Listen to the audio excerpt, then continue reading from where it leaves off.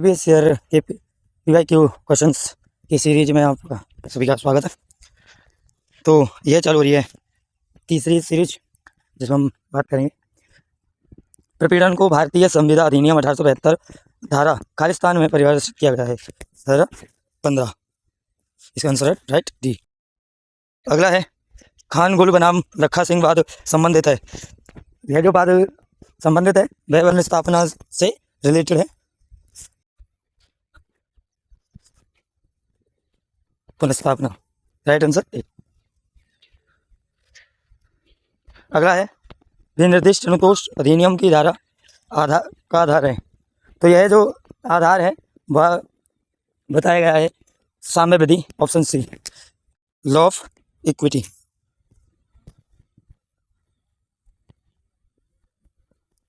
अगला है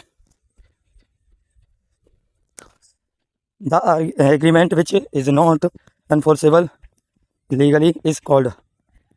वह करार जो विधिक रूप से लागू करने योग्य नहीं है वह कहलाता है, जो योग्य नहीं होता है वह विधिक रूप से वॉइडेबल कहलाता है।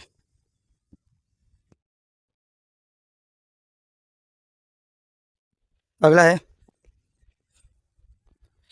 सभी अवैध संविधाएं शून्य होती हैं किंतु सभी शून्य संविधाएं वह नहीं होती, वो वैध नहीं होती। सभी जो अवैध संविधाएं होती हैं वो शून्य तो होती हैं किंतु जो शून्य संविधाएं होती हैं वो वैध नहीं हो सकती। यह क्या कहलाता? इसका राइट आंसर है ए, लीगल।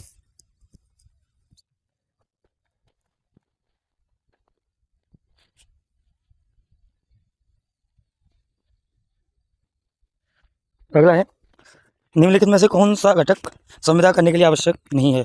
जो संविदा करने के लिए आवश्यक नहीं है वह इमूवेबल प्रॉपर्टी है, क्योंकि प्रस्ताव बताया था हमने पहले प्रस्ताव चाहिए होता है और प्रस्ताव के बाद प्रस्ताव के बाद स्वीकृति होती है, और स्वीकृति जब हो जाती है तो वह वचन बन जाता है, और वह वचन बनने के बाद इसमें यदि प्रतिफल जुड़ जाता है तो वह करार बन जाता है, और जब करार में विधिक रूप से प्रवर्तनीय हो तो वह एनफोर्सेबल हो तो वह क्या होगा?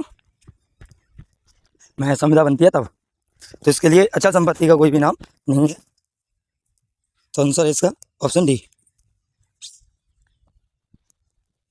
अगला है विधि की गलती के अंतर्गत काम करने वाले दो पक्षों के मध्य संविदा है। जब विधि के गलती के अंतर्गत जो भी काम करने वाले जो दो पक्षों के मध्य अगर संविदा हो जाती है, इसका मतलब यह है कि विधि की गलती वहाँ हो जाती है किसी भी दोनों पक्षों में, एक पक्ष में नहीं, दोनों पक्षों में अगर हो जाती है तो वह जो संविदा होगी वो क्या होगी? वह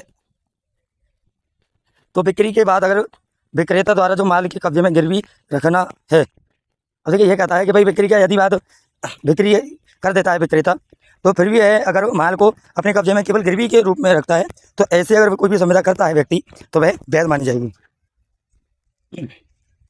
अगला है भारतीय संविधान अधिनियम की धारा 17 परिभाषित है। तो धारा 17 में ये दूसरी या तीसरी बार बता रहा हूँ मैं, इसमें कई बार रिपीट हुआ है।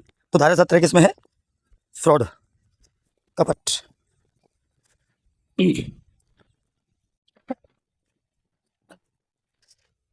स्वतंत्रता जो भी स्वतंत्र सहमति के बिना अगर कोई करार किया गया है तो वह कैसा होता है? ये पहले बताया था कि जो भी अगर कोई करार करा दिया गया है वह अगर स्वतंत्र सहमति के बिना हुआ है, जिसमें हमने बताया था धारा 19 में व्यवदेशन वगैरह, वह स्वतंत्र सहमति के बिना करे गए हैं तो वह क्या कहलाएंगे? Voidable, option A. अगला है हर एक वचन और ऐसे वचनों का हर संवर्ग, इन एक वचन हो या उन वचनों का संवर्ग हो, समूह, ग्रुप हो, जो क्या कहे? जो एक दूसरे के लिए प्रतिफल हो, एक दूसरे के लिए क्या हो? प्रतिफल, कंसिडरेशन। तो वह क्या है? अगर व्यक्ति एक दूसरे के लिए प्रतिफल तो वह सीधा सीधा करार कहलाएगा, क्योंकि एक व्यक्ति का कुछ जो सामान लिया गया है और उसके बदले में जो दिया जा रहा है प्रतिफल के रूप में, तो वह क्या होगा? भाई एक व्यक्ति को जो आवश्यकता है उसने वो ले ली और उसने उसके बदले में कुछ ले लिया, तो वह एक दूसरे के लिए क्या होगा? प्रतिफल। तो यही क्या कहलाता है? करार। यही बात करता है वो, ऑप्शन ए, करार। भारतीय संविधान अधिनियम खालिस्तान में प्रभाव में आया, ये हमने पार्ट 2 में भी पढ़ा था। तो इसका राइट आंसर है 1 सितंबर 1872। अगला है, जो संविधान विनिर्दिष्ट परिवर्तनीय नहीं है किस धारा में वर्णित है? तो विनिर्दिष्ट धारा की बात अगर करी जाए तो वह धारा 14। अगला है, विनिर्दिष्ट अनुतोष अधिनियम में कुल कितनी धाराएं हैं? तो विनिर्दिष्ट जो अधिनियम है, स्पेशल रिलीफ जो एक्ट है, उसमें टोटल 42 जो धाराएं वह निर्मित है, यह बनाई गई है, या शामिल कह सकते हैं, शामिल है। तो ऑप्शन सी। अगला है, विनिर्दिष्ट अनुतोष अधिनियम में व्यावृत्ति खंड किस धारा में वर्णित है? तो व्यावृत्ति जो भी बताई गई है वह किस धारा में बताई गई है? भाग किस धारा में? 4, धारा 4 में। अगला है, प्रत्याभूति के लिए प्रतिफल भारतीय संविधान अधिनियम 1872 की किस धारा में वर्णित है? तो अगर बात करी जाए, यह वैसे तो भाग 1 में नहीं है, भाग 2 में है, जो इंडियन कॉन्ट्रैक्ट एक्ट है उसके भाग 2 में है, जो 124 से प्रारंभ होता है। लेकिन फिर भी यह किस धारा में वर्णित किया गया है? धारा 126। क्षतिपूर्ति की जो संविदा है वह, यह क्षतिपूर्ति की संविदा बताई गई वो 124 में बताई गई है, और उसमें जो प्रतिफल भारत के लिए जो बताया गया है वह 126 में बताया गया है। Option A is the right answer. आत्महत्या की धमकी देकर प्राप्त की गई सहमति खालिस्तान के समान है, यानी वह जो आत्महत्या दबाव किसी भी प्रभाव से दी गई हो तो स्वतंत्र सहमति तो होगी नहीं, वे क्या कहलाएगी? दबाव या प्रपीड़न की संविदा। Option B is the right answer. बीमा है, अब अंत में बीमा है। बीमा क्या होता है? क्षतिपूर्ति संविदा। क्योंकि बीमा हमारे किस काम आती है कि हमारे यदि कोई क्षति हो जाती है, अभी नुकसान हो जाता है, लग जाती है या हानि हो जाती है, उसमें हम क्या करते हैं? उससे ऐसा क्लेम करते हैं और जब लेते हैं तो ऐसी संविदा होती है वो क्या कहलाती है? क्षतिपूर्ति की संविदा, यानी option C contract of indemnity, right answer.